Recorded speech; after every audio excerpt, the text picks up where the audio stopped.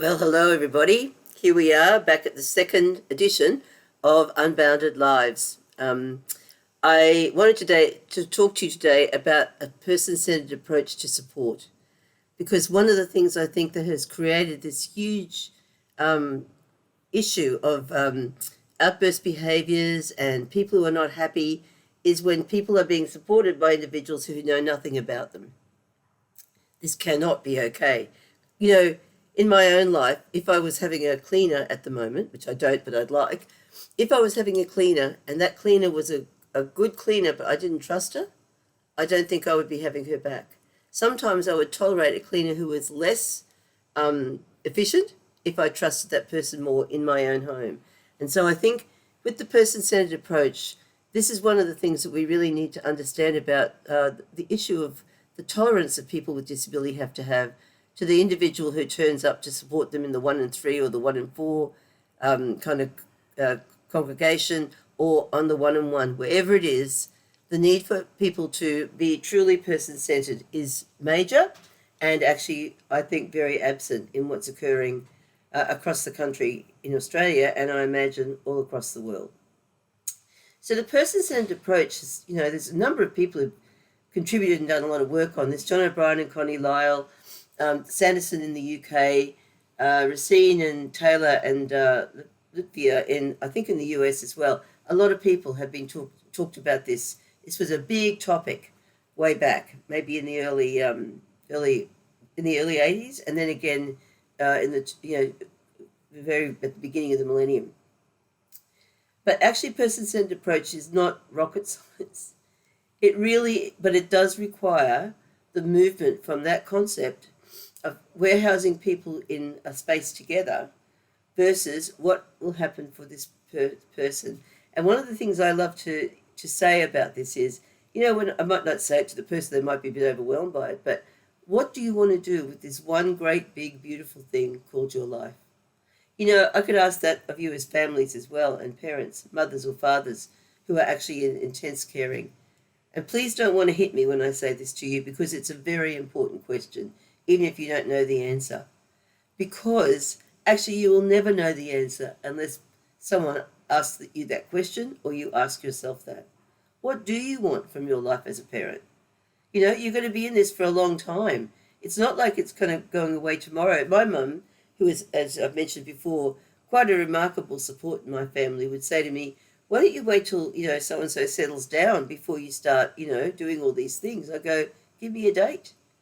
If it's going to be, like in 10 years' time, if I was guaranteed, I would probably actually be prepared to hang out in this space the way we're doing it, but I have no guarantee. I don't know what's going to happen. So it's very important to actually start to understand and make that separation I spoke about last time a really important part of what you try to achieve. Remember, be gentle on yourself. It doesn't have to happen today. It's not like go out now and do it. It might be that this takes you a few years to work out. Please don't come and listen and then use this as a baseball bat to beat yourself up. This is about a conversation. It's about ideas. It's about starting to understand that there might be a different way of doing things, but you don't have to take them on now if you haven't. You might never take them on. You might stop listening to this channel. Whatever you need to do to get through, baby, but do not actually start to do anything to make yourself feel guilty, because guilt is a useless concept. It stops you from doing the things you need to do. So please, please, don't do that. So when we're talking about person-centered focus, what we're really asking is, what are the needs and the strengths and the abilities of this person? What do they need, in their lives? And then what kind of support will actually support that?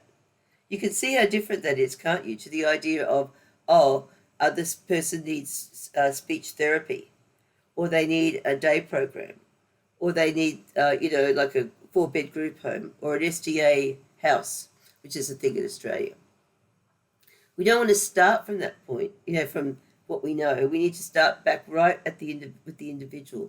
And it pays attention in this space to the gifts and talents and attributes of the individual.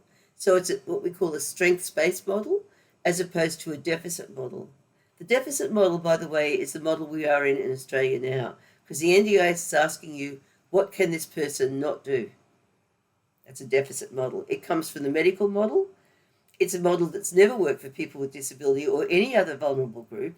Doesn't work in aged care. Didn't work when we had hospitals for the insane or the mentally ill or for all the people who used to be congregated together in that way. So it is really about meeting this person in their own space, in their own time, person to person, inequality, to try and work out what this person needs, and then developing the supports around that. So it's a pretty cool thing, can I tell you? Um, so, what are the positive effects, do you think, of actually creating this kind of idea around a person? Well, the first thing is you start to be able to offer a developmental model, because now you're starting to work on what the person's interested in, what they're good at, whatever. And can I say, don't be panicking if you can't think of a strength that your son or daughter has, because can I say to you that we have not been encouraged to think this way, have we? For a very long time, maybe ever for some people. So in trying to work this out, it might be that you have to really, really dig to find something. And someday I'll ask my friend Jo to come on and talk to you about her dilemma around her daughter, the fact that she couldn't think of anything that was real strength for her at that point. And man, this woman is the queen of strength now. But it's a process we're in, you know. Let's not get ourselves too tied up in that. But basically, in a world where we start to see the person as a real person with an opportunity to grow and develop, with creating expectation and opportunity, as we spoke about in the last video, what we get is a happier individual, an individual who can show what they're competent at now, and we start to have some insight into what they could be competent in the future. In the NDIS, they talk about this as capacity building, but I have to say I don't think they really understand what that is or what it takes to do it. And can I say, with the greatest, arrogance, I don't think services do either. Maybe families don't either sometimes. So this is something as a community we have to build, this understanding of how we would actually create this strengths-based, person-centered approach to what we're doing, and how we would understand how this will really build the capacity in the person. And in some people it might mean that the level of support they need now, they will not need in 5 years. Don't get panicky. If you need it, you keep it. If you don't need it, you don't need it. That's the way it kind of works in this model. So I think that part of the underpinning advantages of this are that we are moving from a social tourism model, where people are moving out in groups or individually, with a worker who is either engaged or not engaged in all those kinds of support systems, to a model where we are thinking about connectedness, capacity building, and actual self-development for the person. It's a very different model, isn't it? So I see this now. I'm sure you see it yourself, maybe in your own sons and daughters, or maybe actually with other people you see out and about in community, where there's a worker walking around with a group or a person with their phone out, and they're not looking to find where they're going to go next. Because I just get that very clear, where people are not actually even engaging with the person that they're working with. This is not what we're trying to achieve, and it is not this model that we're looking at. And we're really trying to work out how to build that capacity in both the worker and in the person, so that everybody's growing and learning, and this is a very exciting time. So when we're trying to build this, if you're asking, well, how do you build a person-centered model, I'm of the great opinion that this starts with a plan. We have to start building a plan around the person. So a lot of people use there's templates for this person-centered planning. I'm very keen on a path plan, which is something that came out of the States many years ago, where we're looking at what are the goals of this individual, and then we go back to gifts and talents, who could help us with this, what we need to change to make this happen, what are our first steps, how will we know it's working in 3 months, 6 months, 12 months, whatever the time frame is for the planning. So whatever we're doing, it doesn't matter what we're using. There's a million books, I've got them here, for different ways to plan for ourselves and for our sons and daughters. And can I say, for those families who are deeply engaged in the support to their sons and daughters, or deeply engaged in how that support gets done, one of the things, if we're talking about the de-velcroing, is So maybe this planning is also a great opportunity for families, mothers and fathers, to think about what they would want in their own lives if there was more support or more capacity in their own son or daughter to make their own way in the world to a greater or lesser extent. Even if the person has severe communication impairment, they need to be involved in that planning. So when people do have an alternative method of communication, I'm very keen to ask people what they want. Now, can I say to you that when you ask someone what do they want, it doesn't always happen that the person goes, oh, I would really like to have a relationship, or I want a job. That in the first instance, we shouldn't be expecting that that person is going to come out with what it is that they need or want, because this is a big question for a lot of people, with and without disabilities, isn't it? So this is a process that we're going to try and get into to try and help that person do that. As much as possible, that individual should be at every planning meeting that we do, so that they can keep on growing and developing. Just a sidebar, in my last video, I said to you I didn't believe in intellectual disability as it's presented. And one of the reasons for this is I think that almost without exception, the people I've worked with who had been, kind of assigned those kinds of identities, almost to a person had a severe communication impairment, which is something we can say. We can say the person has a severe communication impairment. But the fact that a person can't tell you what they want does not mean that they don't have really good receptive language.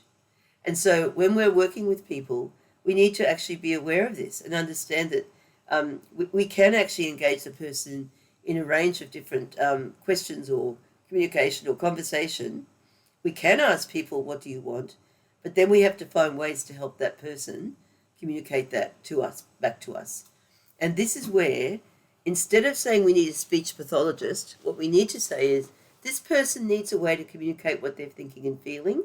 And one of the ways they could do that is to build those skills through the skills of a very skilled speech pathologist.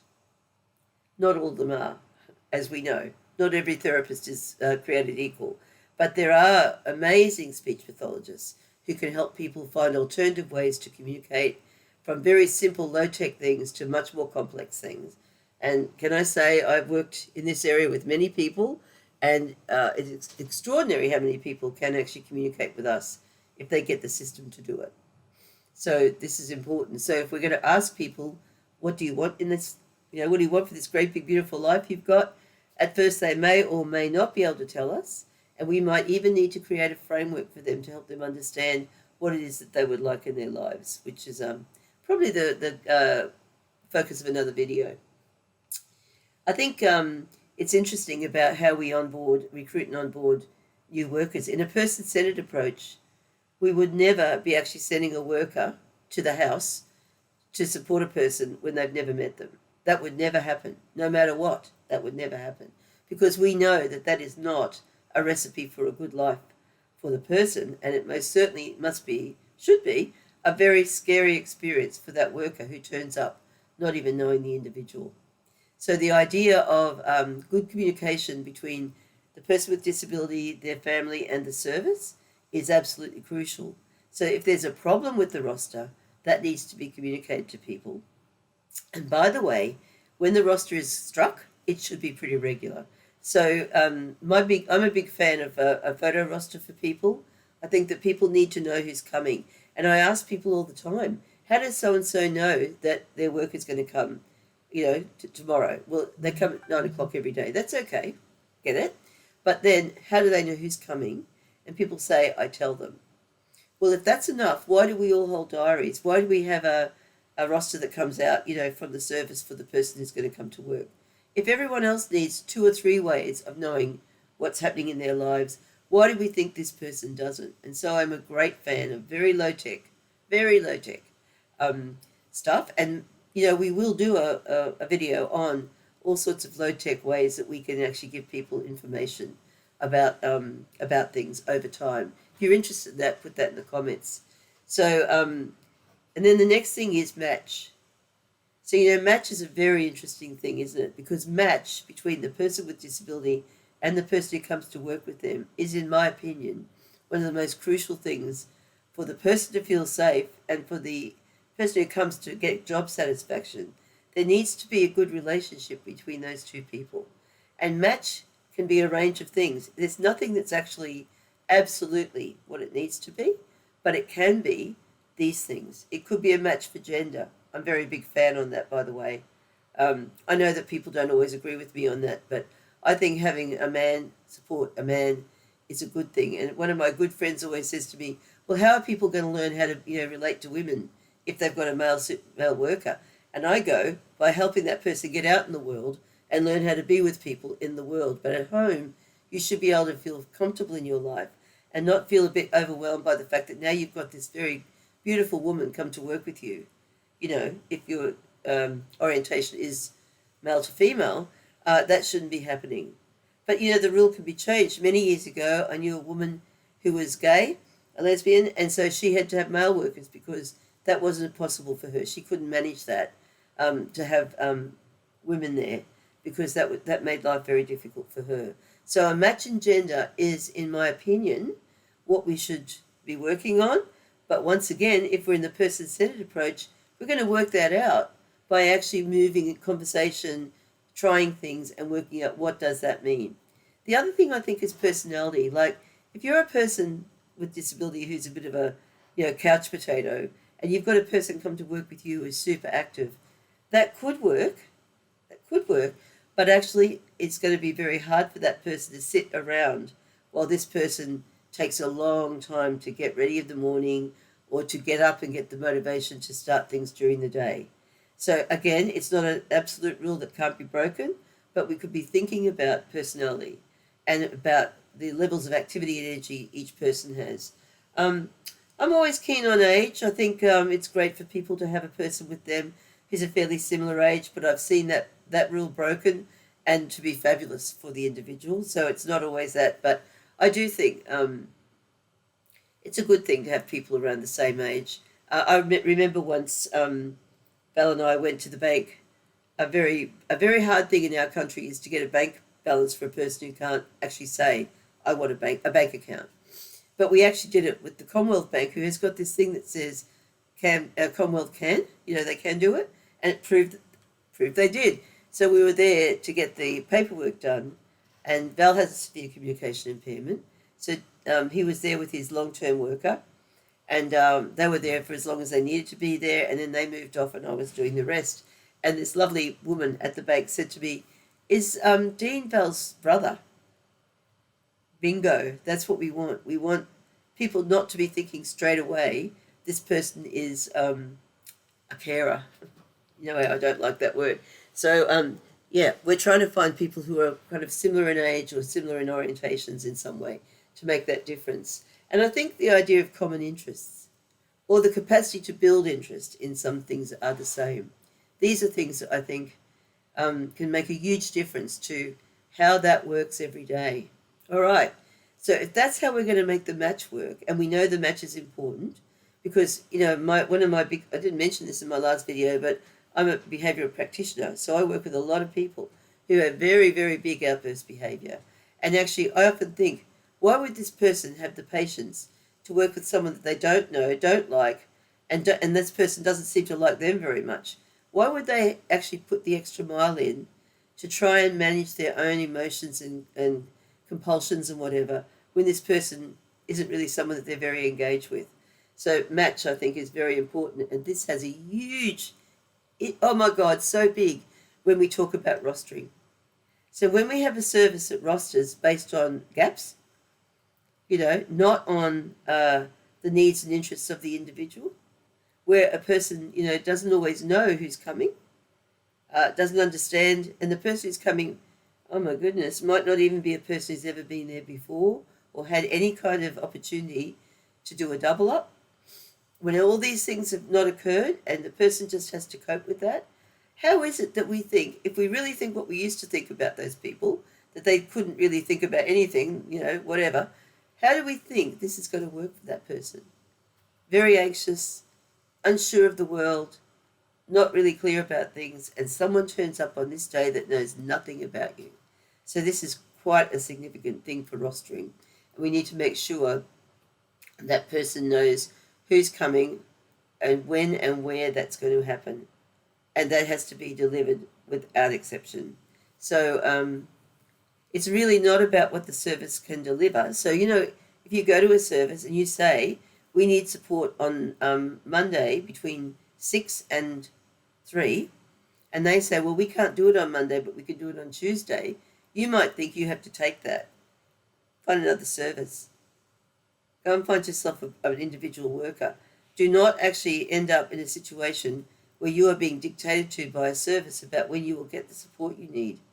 The service needs to be in a. They might say to you, we haven't got anyone to do that work on that day. We would have to find someone. That could take time. That's perfectly okay. We need to understand that we're asking services to change a lot about their model often. So I understand that. But actually, this is really crucial. The rostering needs to be around the needs of the person, and the times that service is going to be delivered needs to be around the times that you and your son and daughter need, not when the service thinks they can deliver it.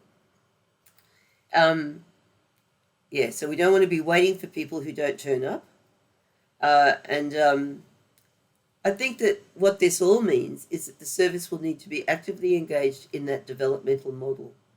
Actively working, so that they've got people working with your son or daughter or you, if you're listening, that will actually turn up, who know the person, know what they're doing today, understand what it takes to make that happen, and not this person who just turns up because they're rostered on, and can do all that's required for that individual, and more than anything else, providing a consistent approach across the team. So another thing we're going to talk about soon is how the team works together, and how you can have an individual worker who's wonderful, but a team that doesn't actually communicate with each other for a range of reasons that make a lot of sense. But in our world, what we want is to have people who are going to actually work together, share their information, and make sure this person is getting the best life possible. So that's what we're going to do over the time. I'd love to hear in your comments what you'd like me to talk about, or what you'd like me to get other people to talk about. But for today, that's your Bloom and Lot. Bye.